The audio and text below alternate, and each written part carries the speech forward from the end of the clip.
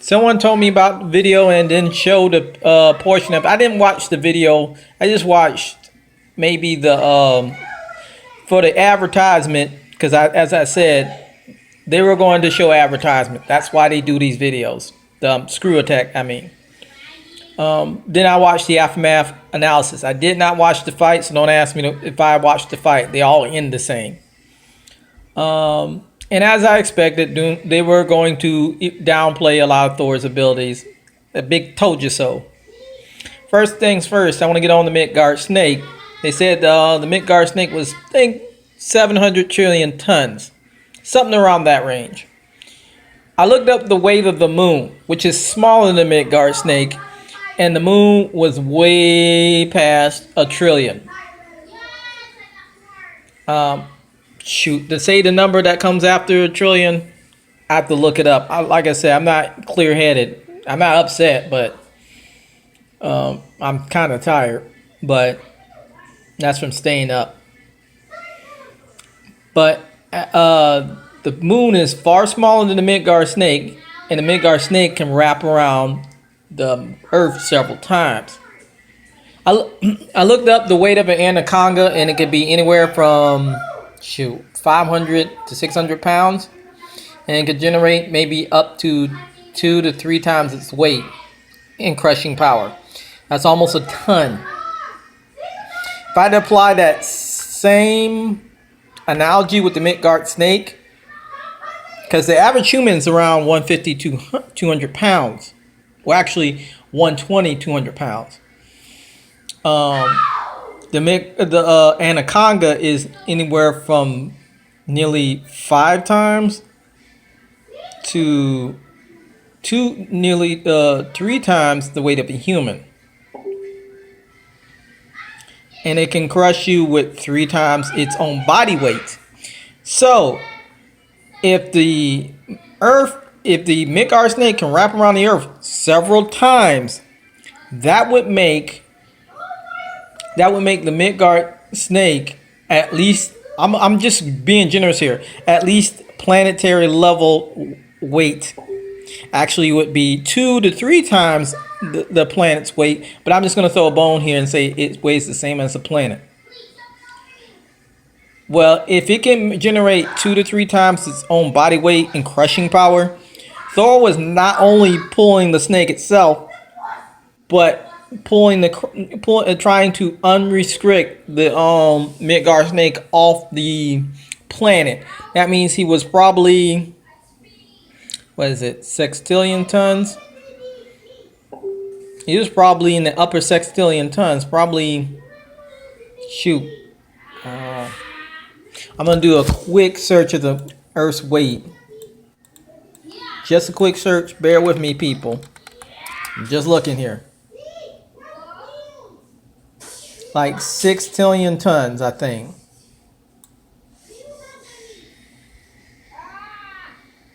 Yeah. Yeah. 5.96 trillion tons, but basically 6 trillion tons. So you have Thor was basically pulling 18 sextillion tons, but you have the nerve to say trillions.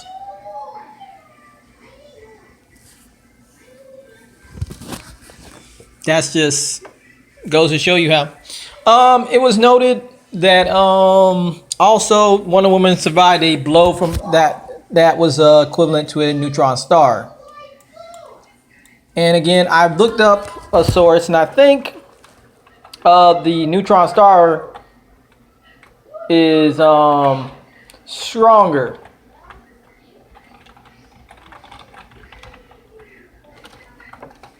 I think the neutron star has a slightly more a slightly powerful. A slightly powerful gravity pull than a white dwarf star.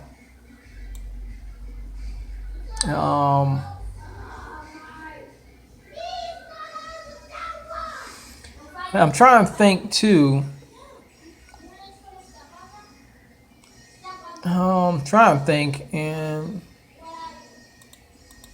but I think the neutron star is basically heavier in terms of pressure than a white dwarf star.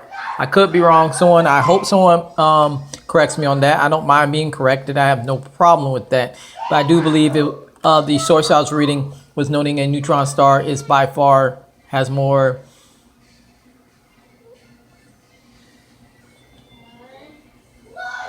I believe it has a better pull than a white dwarf, meaning Thor has been through some heavy stuff than Wonder Woman. So that would put his durability over hers.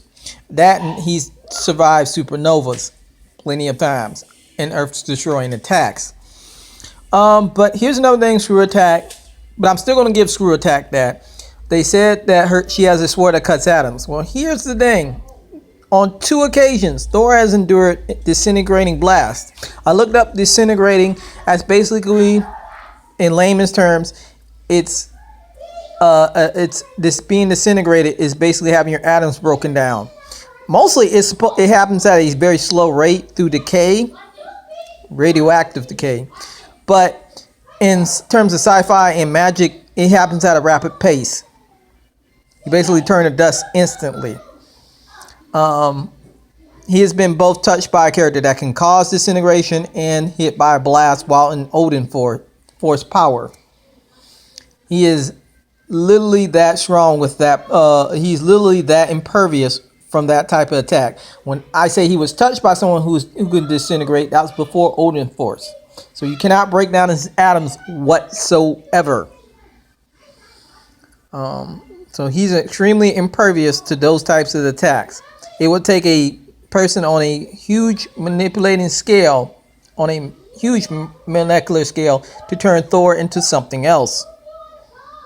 Either through magic, meaning you have to be an incredible enchanter, or a person with godlike matter manipulation. And I do mean godly over Thor. Let me see. Speed. They used Wonder Woman blocking shards from across the universe coming at him from every direction, as well as Zoom time traveling while he was fighting her. Here's the thing. Thor's also caught a time traveler a time traveler by the name of Silver Surfer. He didn't just catch Quicksilver. He's caught Silver Surfer, who has gone back in time and across the universe many times over. Anybody who knows Silver Surfer knows what I'm talking about.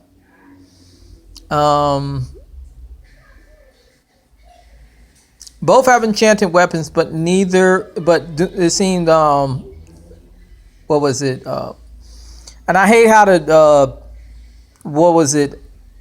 Screw Attack tried to save face and say, well, they're both even. No, they weren't. According to your analysis, Wonder Woman had it in spades.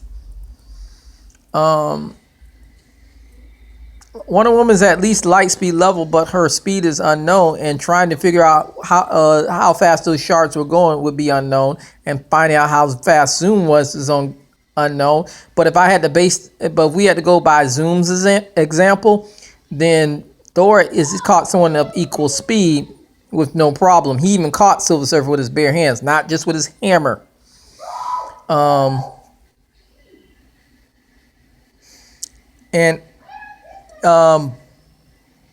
At least they didn't cop out and say he would have cut his hammer and he would die, or he would grab his hammer and beat him to death with it. But when Thor gets 10 times his strength through rage, he doesn't just get strength, he gets durability as well as power. Everything goes up, speed and everything. When that happens, he as I told you, he was 6 sextillion tons in terms of pulling that snake off, not considering the weight of the pressure that snake was putting on there. Sextillion, matter of fact, 3 sextillion. That would be 18 sextillion tons. He getting 10 times that, he'd be over 180 sextillion tons of strength with just 10 times his power. And if he has his belt of strength, that's even more powerful. Or his gloves.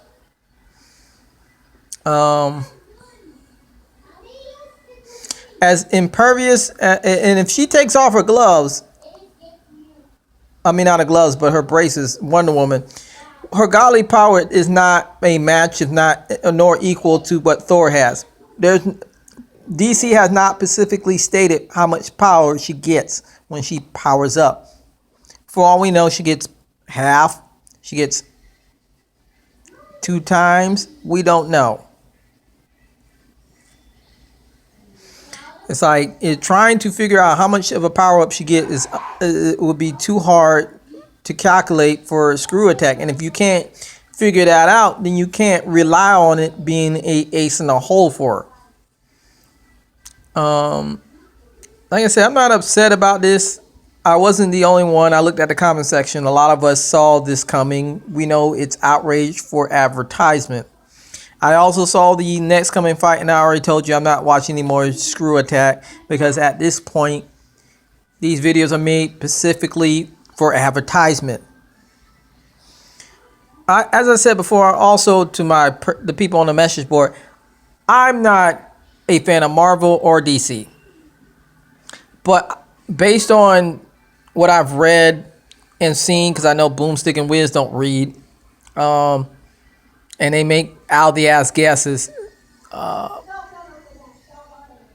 And like I said, saying the Midgard snake was 700 trillion tons is bullshit. Like I said, I just compared it to the moon, which the Midgard snake was many times over. That snake wouldn't have been no trillion tons.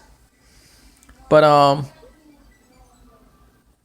like I said, all her arsenal was pretty much weak against anything she threw at him. And you never counted the fact that she has a weakness to lightning, that she can still be beat up by hand. She has resistance, not invulnerability. That's the thing about doing these fucking researches. You can see many times over, she's hurt by regular fist attacks. She can be beaten up. Like I said, and as a lot of people have noted and argued, because y'all have a lot of explaining to do, but we know you're not going to go back. Y'all have Rogue beat Wonder Woman, saying that Wonder Woman would punch her. Never mind that Wonder Woman in many of her comics starts off with kicks more than punches and has jacked people up. And she can easily use her lasso or her weapons, because it's funny how she used the weapons for this fight, but not the fight against Rogue against Wonder Woman. I'm not trying to bring up open old wounds, but you guys don't, as someone pointed out in the video, don't follow your own logic. You tend to cherry pick what you think is relevant and what isn't. But that video you really fucked up, not because of just the outcome, but because I easily, from the first few seconds of your analysis, picked out what was already wrong. But as I noted in my other videos leading up to this, Thor had other abilities in his basically in his hammer that could compass out Wonder Woman on 10 times over. But again, you guys need subscribers, so that's why you made the video for outrage.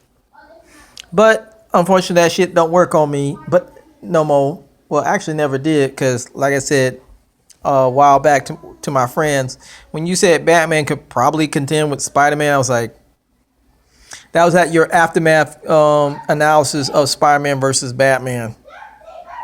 I was like, even if he didn't have his spider sense, Batman really wouldn't be working with much, because Spider-Man moves too fast for him to hit, for Batman to hit him. Like I said, I could pick apart your old videos, and some have already done that. I'm going to give those people credit, like Steph the programmer, but I'm not going to sit here and talk about which ones were bad and which ones weren't. I'm just saying here, already off the bat, I was able to pick apart your argument in seconds. Not just a Screw Attack, but for anybody who looks at this and thinks they're right, go look this stuff up yourself. You'll find that I'm telling the truth. But I don't hate Wonder Woman.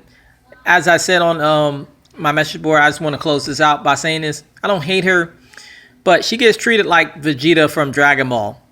She's a character that has potential, but is often put in the back seat so the hero can shine. Vegeta there's basically no reason that Vegeta can't save the world, but because Goku is the hero of the story, he has no choice but to take a back seat no matter how hard he tries or how much he trains. The same thing happened to Piccolo. And Wonder Woman, and this is where Wonder Woman shares the same characteristics as them in the Justice League storyline. On paper, she should be almost near invincible.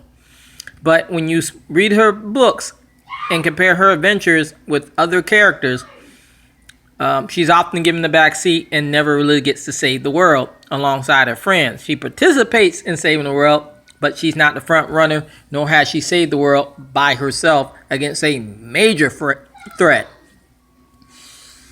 I mean, Superboy Prime, Darkseid, she didn't single-handedly beat him. Superman, that's normally Superman's job. It's just the Anti-Monitor, I mean, all that stuff. She's never really gone against those characters and won by herself. Superman has.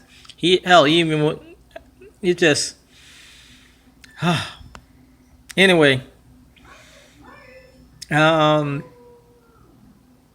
And one last thing. As much as those races protect her, they're also conductors of electricity as provided on my link. But like I said, that's my closing. I think Wonder Woman is a good superhero. It's just that since then, like Superman, there have been other heroines that do it better than she does.